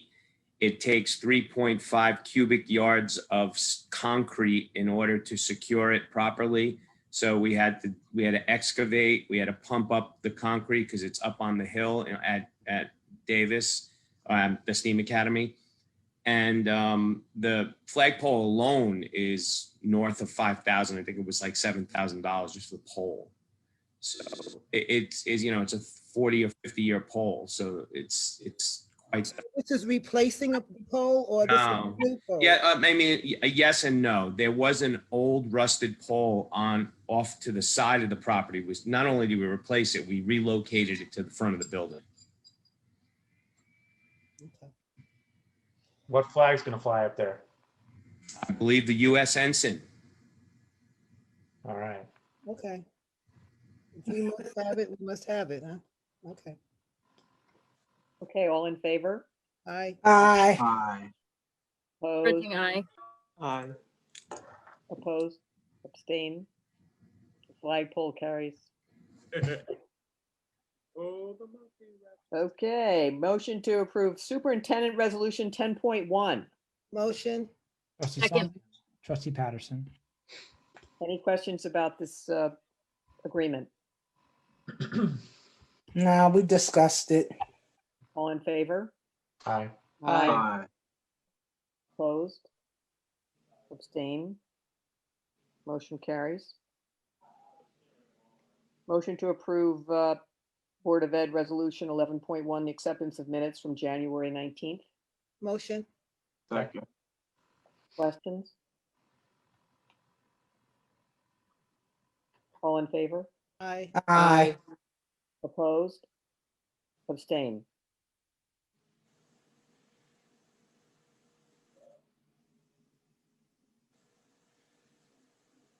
Did you say, me? no, it's Melissa. Oh, I can't hear you, so, okay. She's on mute. He's abstained. Okay, Melissa abstained. Yeah, she wasn't here. motion carries. Okay. What do we want to do now? Well, I just want to, Round table. I just want to have, I just want to just say something about what I'm hearing on the, out on the street. Okay.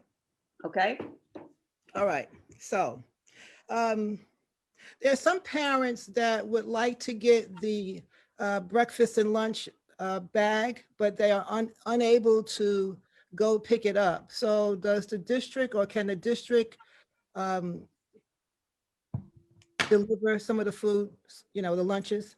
And how would the parent contact the district to get lunch the breakfast lunch delivered to them. I mean, like a Uber Eats? No, no. Are we starting a DoorDash business now? I have a parent. I have a parent that has 6 children. She can't get out at 7 o'clock to go pick up lunch at Parker or Williams, wherever we distribute it. She can't get out to get it. Is there a way that somebody can drop it off? Or how can she get it? Would you like me to take that, Superintendent? Yes, Michael. No.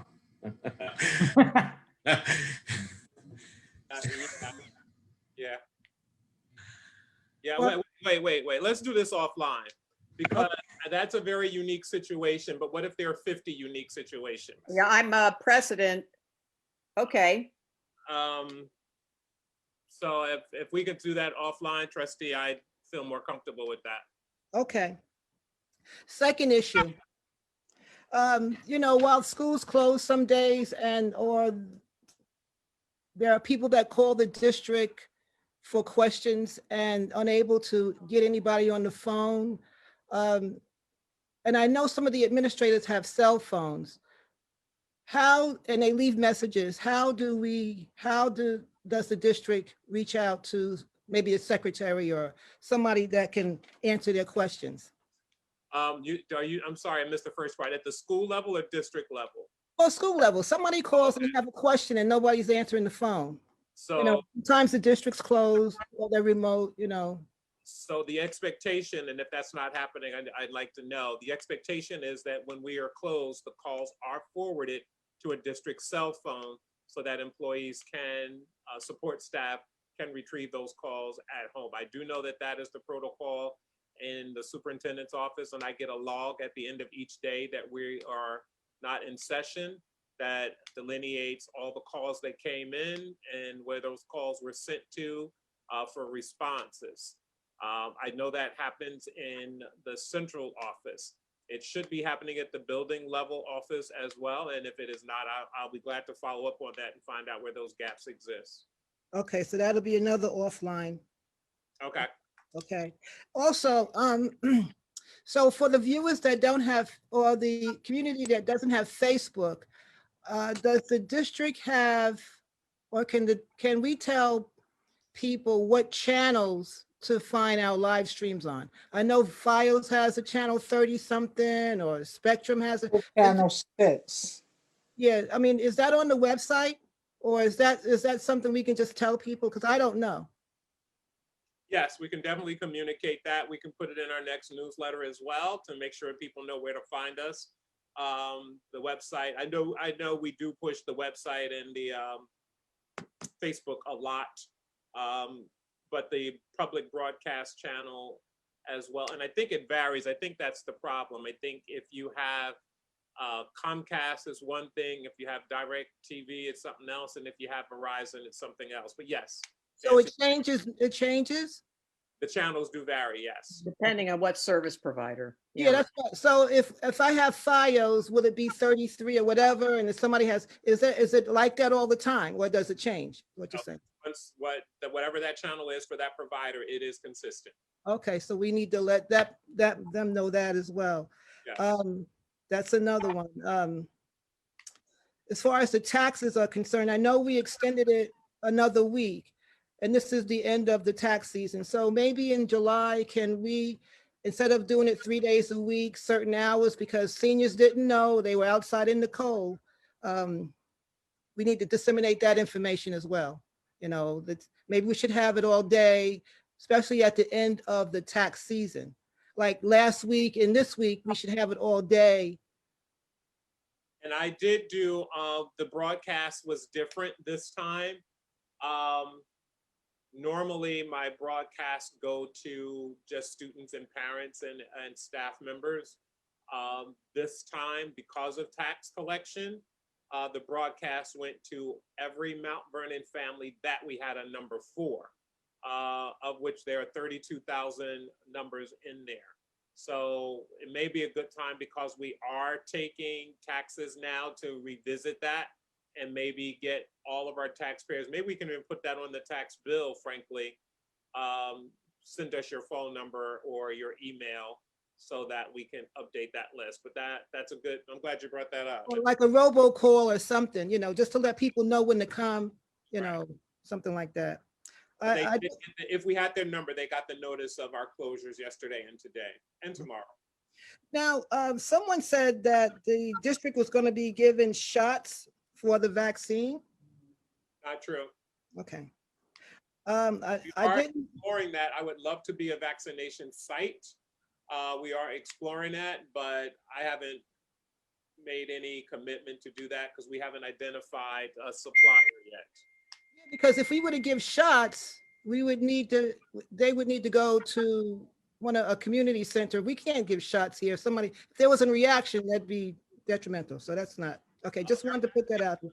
A law that came out, a legal opinion that came out since we were on the call. I saw it pop up in my email. I haven't read it yet, about whether or not schools can mandate vaccination. So I haven't read it yet, but I'll send that home to you guys this weekend as well. Okay. And I wanted to give a special shout out to the School Improvement Department, Dr. Bennett Conroy. I wanted to give a shout out to Marlon Stevenson, Lindsay Tolentino, Sandra O'Connor. They gave a basics meeting that was phenomenal. And it was a parent that was that had such anxiety, and she got so emotional because her child couldn't come to school.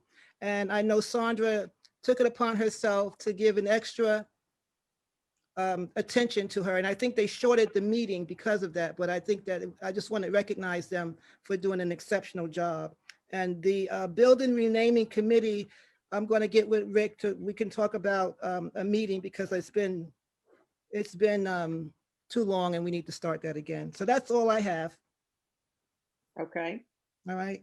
Does anybody else have anything? I do. Yes, sir. Off the back of the piggybacking off of what Trustee Saunders was saying about the menus and the food giveaway, the food handouts.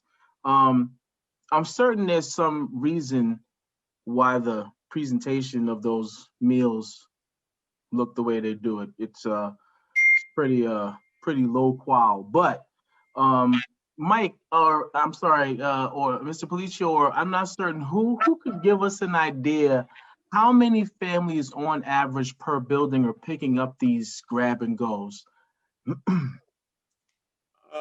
We do have that data because there's a billing process in that. Mr. Silva, do you have it off the top of your head, or do you need time to get that information? I would have to get that. Okay. Okay. We don't have that at our immediate disposal, trustee. Okay. Mr. Silver, I'll send you an email. Also, I know I mentioned at the last meeting that the menus used to be sent home for the kids, of course, printouts, we would get them every once a month, something like that. I know that there was mention, we're gonna do something again to get the menus available to families. Is that gonna be on the district? Is it in place? Am I missing it? Did I not see it? We did address that, Mr. Policio. What's the status report on that? So I have the menus. I got them this evening, actually. So I'll give them to you, boss. I'll send them over to you, and then we can put them wherever you'd like. What's our regular process? I'm assuming you're. I don't think we have a menu process with the grab and go. It was only for the in-person. So I don't know how we disseminate on the grab and go, but we'll gladly accommodate you any way you say. Okay. Okay, and then my last question, basically, I guess once we find out the volume, the ratio of grab and go, families that are actually partaking in the grab and goes, I think there has to still then be a discussion as to far the quality of what's in those bags and what we're feeding our children during the school year, even if it's only 10 families coming to get it per building, what are we feeding those 10 families? I'd like to know what is going in those bags, because from what I've seen from the public, and again, I'm also hearing things on the street from people and parents who are on grab and go, they're sending me pictures of cellophane bags that look like third world country food drops that came down in some sort of one prop plane, and it looks like two juice boxes, a roll, and somebody's grandma made avocado with no avocado, and that's about it. So I'd like to definitely know where we're going as far as upgrading the diet, the diet. I mean, we've been talking about diet and nutrition amongst ourselves for our district in general. I think that it has to segue into some conversation as to how we instill those recognitions of dietary efficiency and dietary needs to put the foods that we're giving away as well. Okay.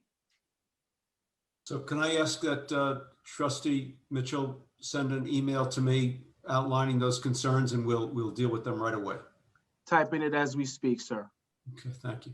Mr. McCormick, I see you put something in the chat. Is this how is this broadcast, or did you just put that together for now? Oh no, that's on the website under district news. It's called Night TV. I just was showing those. Okay, so those Trustee Saunders, the information on where they can view the board meetings and any other district occurrences it is on the website. Mr. Okay, McCormick good. put it in the chat, and he pulled it right off the website. All right, good. Can we share right across this meeting right now, the public, what it is? Spectrum Channel 6. It's called Night TV on Spectrum Channel 6. So on your guide, it will say Night TV, and Verizon is Channel 33. Okay, that's great. I think it would be really cool if we could maybe we can mention that just one time on a robocall when we're announcing other information. Hey, by the way, everyone, tune into Spectrum Channel 6 or Verizon Channel 33 for Night TV to find out what's going on in our district. That's going to help those folks who don't have Facebook, don't care about social media, and probably don't have computers. They got to have television because they just got to. They got it? Okay. How are we doing? Does anybody else have anything they'd like to raise? Since we're breaking a record, right? Okay, it's all good. Yeah. All right. I guess then I would like a motion to adjourn. Motion? I thought we had to go back in. No. Oh, okay. Second. Thought I heard it. Trustee Second, Saunders, Trustee McCollum. third, fourth. All in favor? Aye. Okay, Mr. McCormick, when is our next meeting? Could you remind me? I forget. Dr. Hamilton? You were going to send me a blurb. Right now, our next meeting is scheduled over the winter break. I don't know that we have anything that we need to do in that meeting, so we were going to suggest some alternate meeting dates for you, which I don't have in front of me. Okay. I have it, if you want me to. Yep, go right ahead. Okay, I was looking to, so we were supposed to have a meeting on the 16th. That's the third Tuesday. That's the February break. So what we were proposing is to move the 16th to the 23rd. Then cancel the March 2nd meeting because it's not usually helpful to have a back-to-back meeting, but March has 5 Tuesdays. So we would meet on the 23rd of February, and then we're proposing on the 9th and the 23rd of March. And that way it gives us 2 weeks in between. It gives us the week in between as we normally have. And then we would go back to the first and third for the month of April and May. Okay, so could you please, it sounds, my dance card isn't that full, but everyone can, if you could send that out to all the trustees, Yes, ma'am. so we could just get a reminder that they get it, that, okay, this is the meeting schedule. In fact, if you could send the meeting schedule out, include this revised for February and March, but for the rest of the year, the school year. Dr. Hamilton, can you just put it on your weekly confidential? Absolutely. Okay. Amen to that. Okay, great. So see you all whenever that next meeting is. Have a great week. I'm looking for some Black history programs for the teachers. Yes, ma'am. Yeah.